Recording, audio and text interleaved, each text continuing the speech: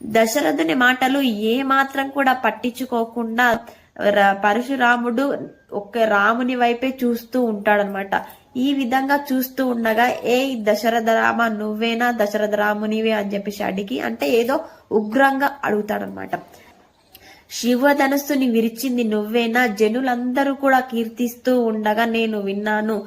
శివధనుస్సు విరిగిపడిన శబ్దం నేను కూడా విన్నాను. ఆ శివధనుస్సును చూడడమే సాధ్యం కాదు, అలాంటి అద్భుతమైన ధనస్సును నువ్వు ఏ విధంగా విరిచావు అని చెప్పేసి అంటాడనమాట. అయితే అప్పుడు రాముడు ఎంతో వినయంతో వశిష్ఠునికి నమస్కారం చేసుకొని నేనేనయ్యా విరిచింది అని చెప్పేసి అంటాడనమాట.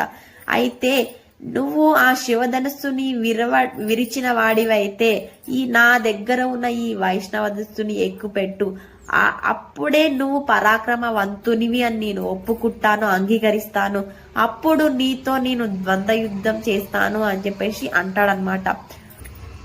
అప్పటి వరకు కూడా మౌనంగా ఉన్న రాముడు, నీ ప్రతాపము నీ పరాక్రమం గురించి నేను విన్నాను, నాకు తెలుసు, అలా అని నేను ఎక్కువగా మాట్లాడతలేను అని చెప్పేసి నన్ను చేతకాని వాడిలాగా అనుకోవద్దు అని చెప్పేసి పరశురాముని దగ్గర ఉన్న వైష్ణవ ధనుస్సుని లాక్కుంటాడనమాట. లాక్కోవడంతో తన దగ్గర ఉన్న విష్ణు తేజస్సు మొత్తం కూడా రామునిలోనికి వచ్చేస్తుంది అనమాట. అంటే పరశురాముడు విష్ణువు అంశ అవతారం అన్నమాట. రాముడు పరిపూర్ణ విష్ణు అవతారం కాబట్టి రాముడు ఆ వైష్ణవ ధనుస్సుని అందుకోగానే ఆయనలో ఉన్న విష్ణు తేజస్సు మొత్తం కూడా రామునిలోనికి వచ్చేస్తుంది అనమాట.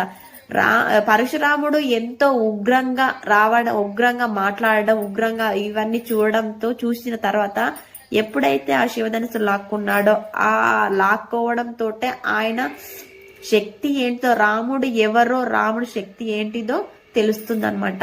ఆ వైష్ణవ ధనుస్సుని తీసుకొని ఎక్కువ పెడతాడనమాట. ఎక్కువ పెట్టడంతో అక్కడ పరశురాముడు రాముడి ఆ ఎక్కువ పెట్టడం చూసి సాక్షాత్ శ్రీమన్నారాయణుడు ఏ విధంగా యుద్ధ రణరంగంలో ఎక్కువ పెట్టిన దృశ్యం ఆయనకి కనిపిస్తుంది అనమాట.